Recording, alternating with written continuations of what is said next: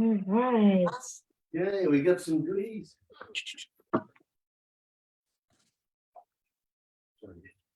Okay, we're live and welcome. If you've just joined us, thanks for jumping on. And if you're in the Facebook group watching us, thanks for taking the time to watch the call, or perhaps you're even listening to the recording. Thanks for doing that. So today we are going to be talking about the topic of muscle loss and really how to keep your muscle as you age. So I'm just going to bring up this presentation here.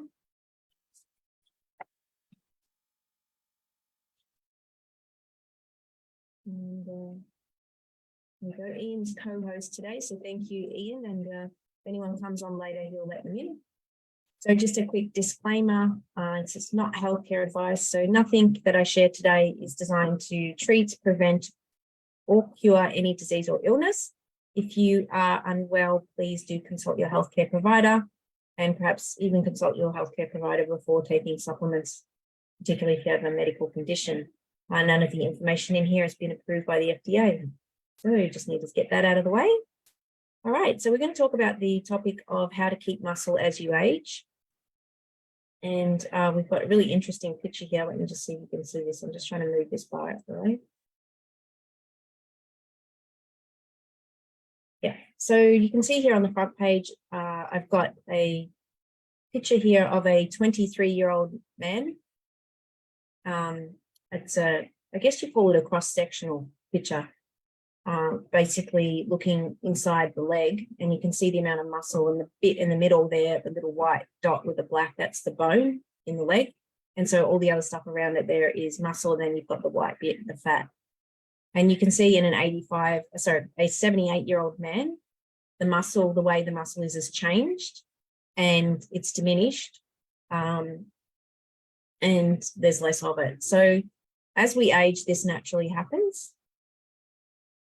And we've just got some more people in the waiting room. If you could keep everyone muted too, that'd be great. Thanks, Ian. Yeah, so here's a better look at that same picture.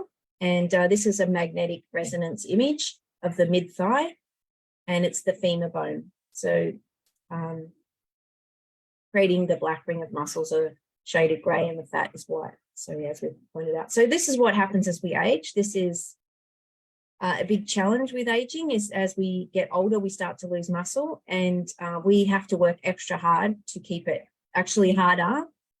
We have to work harder when we're older to keep it than we do, obviously, when we're younger. So we need to really put more effort in.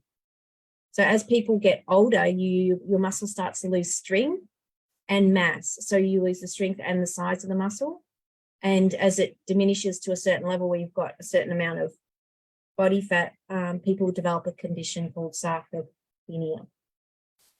So this is defined as an age-related loss of muscle mass and strength, and may be a key physiological component of frailty.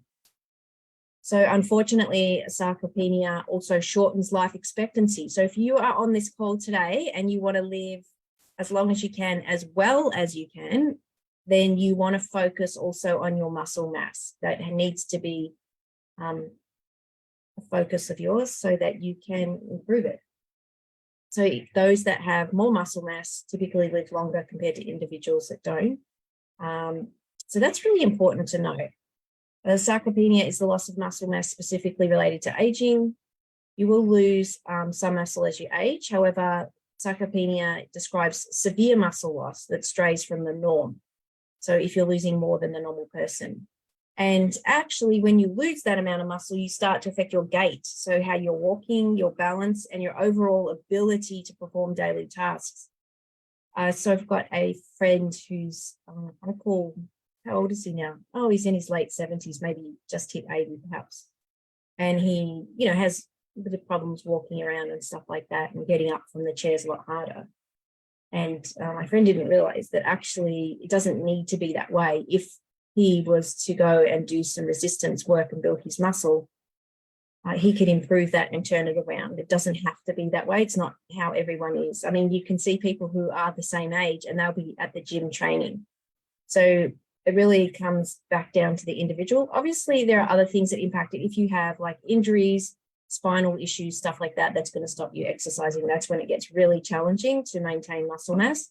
But if you're fit and you can actually go for a walk and it doesn't hurt, and you can do some exercise and it doesn't hurt, then, you know, it's really important not to take that for granted, because a lot of people that can't do that. And so if you can do that, you know, you want to use it. And the old saying goes, use it or lose it, really, really applies in this situation. So from the age of 40, adults lose about 8% of their muscle mass per decade. This is from the Center for Aging Better. So that's a really important statistic there. And it increases once you're over the age of 70 to 15%. So 15 years of decline in muscle strength among 75s can be reversed in 3 months with strength and balance training. So this is such great news, because you can address it, you can fix it, you can turn it around, and you can improve. So that is really fantastic to know. So I'm just going to move this little. So the impact of sarcopenia, so 65 plus year olds are affected, 25% of people are affected by this, and 80% of 60%, of 80-year-olds are affected. So the older you get, the harder it is, obviously. And the more work you do need to do, you need to be even more mindful of it. So why is muscle mass important? You go, oh, it's not so important. You know, I don't want to be muscly. I don't want to have all those bulging muscles like a bodybuilder. No, we're not talking about that. We're talking about maintaining a functional, happy life. And you do need muscle to be functional. And if you don't have enough muscle, you start to lose mobility. Now, one of the reasons that people who are senior and as they age, they start to have a higher incidence of falls is because they've reduced their muscle mass through natural aging, but also they're not doing anything to counteract it. And so when we don't counteract it, it affects our mobility, but it affects our balance. So we are not as steady on our feet, and it's a lot easier to trip. You know, even walking down the street, if you stumble and you need to counterbalance and catch yourself before you fall, you need muscle to do that. You need strength in your legs to do that. So this is why it's really, really important. And obviously, as we get older, when we have a fall, it takes a lot longer to recover. And some people, you know, unfortunately, it can be the demise of them if somebody's really a lot older and they have a fall. Some people never recover. So we definitely want to keep that in mind and use that as a motivation to get out there and get moving. And we're going to talk about some of the things that you can do to counteract that and mitigate that problem. So also the other challenge too with losing muscle as we age, our metabolism slows down. So when we have less muscle, we don't need as many calories to sustain our body, because the body doesn't really hardly require many calories at all to maintain body fat. It does require quite a bit of calories to maintain muscle mass. So that is really important to note. So if you want a good metabolism, you want to eat more, then you want to have a little bit more muscle on your body so that you can eat a little bit more. Also, it reduces your immunity. So if you start losing muscle, your immune system is compromised. So that is really important to note as well. So there's so many factors here and so many reasons that we want to get moving and, you know, keep our muscle and even add some muscle. Calorie intake is lower, obviously, which we just mentioned. And as a result, you would naturally have higher levels of body fat. That's why when people get older, they start to gain more fat. Because of this reason, there's one reason. So this is a really interesting study down the bottom. High muscle mass may keep immune system functional in chronic diseases. Scientists at the German Cancer Research Center say they've now found evidence in mice that skeletal muscle or muscles helps to keep the immune system functional in chronic disease. So yeah, you definitely want to be focused on maintaining your muscle. So we'll go to the next slide here. So the percentage of adults who reported a fall in the last 2 years for people aged over 65 and people aged over 80. So in the last 2 years, more than a quarter of adults over the age of 60 and nearly 4 in 10, 38% adults over the age of 80 reported a fall. So it is quite common. And as I said, you definitely don't want to have a fall. Falls result in 212,000 emergency hospital admissions every year. This was from the Public Health England in 2016, it's not Australian stats. But it does just give you an idea that it is a problem that we want to avoid. 41% of people over 70 don't realize strength and balance exercise can help reduce the risk of falls. So that's important to note. So improving your balance and increasing the strength in your legs can help to reduce the incidence of falls. Now, what is required to do that? All it requires is carrying out strength training and balance exercise or activities 2 or more times a week, greatly reduce people's chances of suffering from a fall. And yet 41% of people over the age of 70 are aware of this. So it doesn't take much. So if you can dedicate 2 sessions a week, say half an hour, twice a week, to doing some strength training and balance exercises, then that can help keep you on track for optimum health. Other factors that contribute to muscle loss is immobility, including a sedentary lifestyle. This is really hard. For me, it's hard because I do a lot of work with a computer. So I have to make a real point of making sure that I'm doing regular walking. And, I've got a standing sitting desk. So I interchange between standing and sitting. But, that can be hard, that if you're tired, and you're too tired to stand one day, then that can be a challenge. But definitely being sedentary is not great. Even my dog recently, he lost his nail running up and down the fence line. And obviously he's got a sore foot. And so he hasn't been able to go, well, he's been able to walk, but he can't play ball or run or do stuff because it'll just irritate his nail. And just in a short period of time, 2 weeks, he's blown up like a little balloon. And I haven't changed his diet. He's still eating exactly the same as what he was eating before. It's all measured out, 200 grams of meat, vegetables, supplement. But his weight has ballooned because his activity levels have dropped significantly. So that really shows even with your animals, it makes a difference. So 2 or 3 weeks of decreased walking and other regular activity is also enough to decrease muscle mass and strength. But the good news is you can get it back. So maintaining an active lifestyle is really, really important. And even more important as we get older, even more important. So hopefully this is motivating you a little bit to think about your lifestyle and some of the things you can do to get moving throughout the day and do a little bit more activity. I recently bought one of those watches. Well, I had a Fitbit and it sort of died. It was quite old. So I bought a new one, and they're fairly inexpensive, these fitness watches, smart watches. And it was only about $45, and it tracks how many steps you're doing, it tracks your heart rate, your sleep and all that. So something like that can be really good motivator, because you look at your watch and you go, oh, I've only done 5,000 steps today. I want to get to 7,000 or 8,000. And so, it motivates you to get out there and go for another walk before bed. Have your dinner, pop out, go for a walk, 15 minutes, and you just get in more steps on the clock.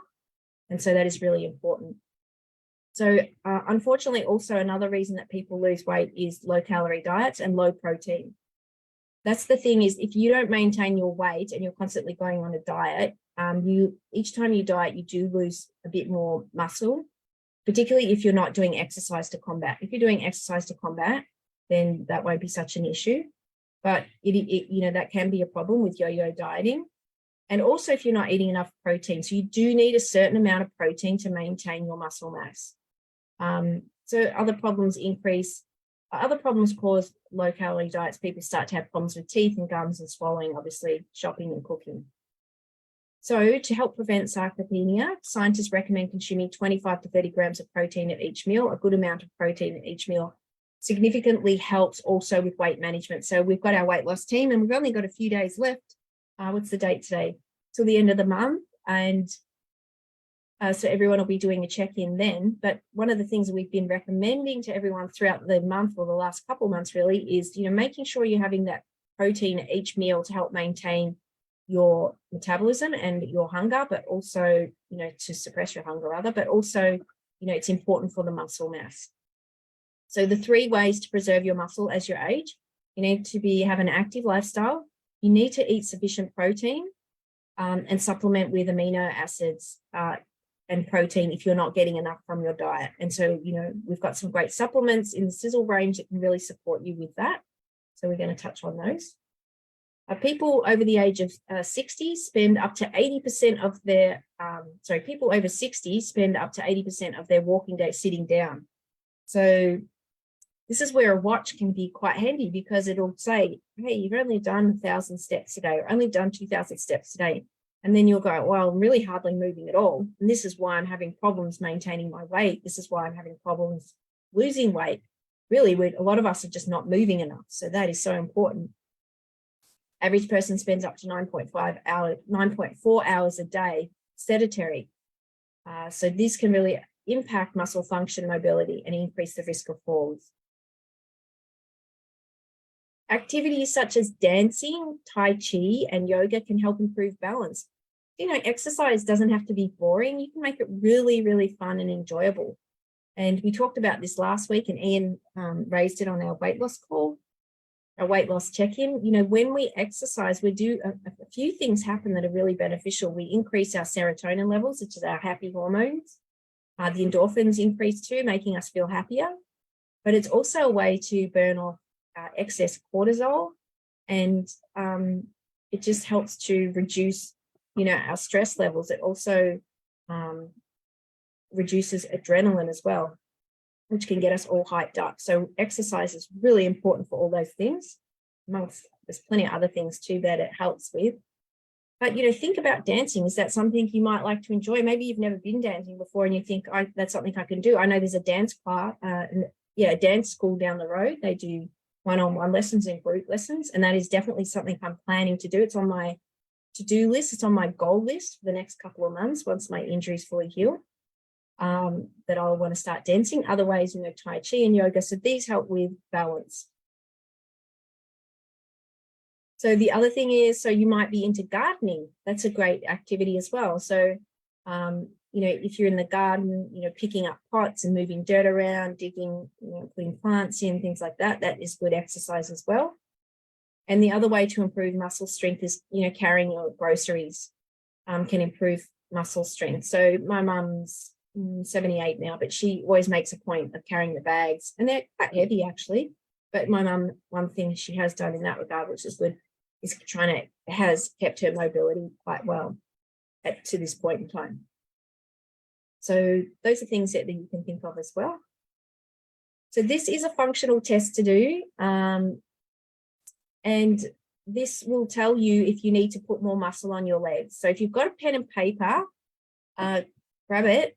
Or if you don't have a pen and paper, pull out your phone and go to your notes on your phone. There's a note section on your phone where you can type stuff in. And you might want to jot these down. So this test mimics an everyday activity, and you can do it comfortably. What you need to do is you need to be able to comfortably get in and out of a chair. Okay, so you need to be from a sitting position to a standing with ease, and with, in a certain period of time. Obviously, if you're on this call, or if you're listening to the recording and you have knee issues, if you have spinal pain, if you have stuff like that, this is going to be different for you. And, don't beat yourself up about that, because I really do know how difficult that can be. But maybe it's something you can work towards. So just bear that in mind, not to be too harsh on yourself if you do have those sort of issues. That is where maybe if you are in that situation, you could be someone that could consider doing exercises in water. If you've got that sort of thing, being in the pool, you could do even similar exercises to this to test and to help. So this test, you would sit in your chair and you have your back touching the chair. And then you need to stand from the seated position, and the person needs to count out loud every rep. And you stop the test when the patient gets to 5 reps to stand, sit. So you've got to do stand, sit, stand, sit, stand, sit, stand, sit, stand, sit, stand. So 5 times. And then you need to time how long it takes you to do that. So if you're between 60 and 69, it should only take you no more than 11.4 seconds. If you're between 70 and 79 years of age, it should take no more than 12.6 seconds. And if you're 80 to 89, 14.8 seconds. And that is a functional test. And what a great test that is. So really encourage you to jot that down and give that a go. After this call, even get your other family members to have a go at doing it. It's really useful. All right, so you want to be eating sufficient protein. Without the protein, you will not maintain your muscle mass. And I know, a lot of people might be vegetarian. That's fine, because vegetarians eat dairy and you can get a lot of protein from the dairy products. If you're vegan, you're going to be a little bit more struggle to get the protein. And, you can do a blood test to check if your protein levels are sufficient. So I would recommend doing that if you are a vegan, to just check that that's there. But, that's where a supplement can really come in and help. So for adults, the average requirement of 0.6 of a gram of protein per kilo of body weight is the estimate. And that all sounds a little bit complicated for you. I don't even know how much that is. Really, a general guide is, to have some protein at each meal, sort of the size of your palm. So protein examples would be, if you're having eggs, a couple of eggs in a meal. If you were having chicken or, beef or something like that, no more than the size of your palm of your hand. And, if you're then having for breakfast, a really quick, easy supplement for protein is some sort of a shake, is a really easy for many people who are busy. So that's a good idea. We're going to talk about the products that we've got that you can use to help you with that. So here are some examples of protein. You've got your lean meats, you've got your poultry, you've got your fish and seafood. You've got your dairy products. You've got your nuts, although really I'm not sure why they put nuts under protein. They're primarily mostly fat, a fat source. They do have some protein in it. They're not the best source of protein, put it that way. Legumes and beans are a reasonable source, particularly when you couple the beans with like rice, you get the full range of the amino acids. But the best protein is probably the animal product for your body to assimilate and utilize. I'm going to go to the next. So protein sources. So we've got proteins are made up of building blocks. They're called amino acids. So if you break down proteins into their smallest components, they're amino acids. There's about 20 amino acids that link together in different combinations, and your body uses them to make new proteins such as muscle and bone, and other compounds such as enzymes and hormones. So some amino acids can be made by your body. There are 11 of these, and they're known as non-essential. And there are 9 amino acids your body cannot make, and they are essential, meaning you have to get them every day. You need to get enough of these in your diet so your body can function. And there's the amino acids listed there. So we've got a great product for that. I'll come to that actually. So we've got Sisel Ript for the branched chain amino acids, but let me first touch on a protein supplement. So if you're looking for some protein at breakfast, or perhaps even a meal if you're on the run, Sisel has a great protein supplement called Sisel Lean. It comes in chocolate and vanilla. So this is a fantastic product. It combines caseinate and whey protein, short and long-lasting protein. It keeps you full, helps with blood sugar levels, helps to build and maintain muscle mass, and assist with bone density. It's really fantastic tasting. If you haven't tried this product, I really encourage you. When I was doing my bodybuilding competitions, I was having these all the time. It comes in chocolate and vanilla, and it really does taste like a dessert without the sweetness. So with the sweetness of sugar without the calories, we use stevia in there. It has a good amount of fiber to keep you regular as well, which is really important. If we eat too much protein, we can get clogged up. We've got 50 trace minerals, vitamins. It's more cost effective than protein bars. It's also got active polypeptides in there. There is no lactose, from a comment that was made by Tom previously, and there's no milk fat in there. It's like very low. So you can have 1 scoop as a meal replacement, or 2 scoops after the gym if you wanted a bit more. Great product. So now we've got this other product, which is the Sisel Ript. So it's branched chain amino acids for optimum muscle growth. So this product was created with long-term muscle health in mind, and it's designed to support protein synthesis. So there's more than $20 million in research and 24 human trials that have been done on this patented formula. So it's clinically proven to provide superior muscle growth, regeneration, and conditioning. We can make that claim on this product. It has your branched chain amino acids in there, which are essential, which we've touched on. And so it just offers a state-of-the-art way for you to grow and repair muscle mass. So we've got some great testimonials here. This was a testimonial shared by Tim. It was in the Sisel testimonial group from Lady Eleanor. So her son used this as a teenager, plays in high school. He's trying to gain more muscle. And he said he'd been progressing with the product for about 2 months now, and he was really happy with his progress.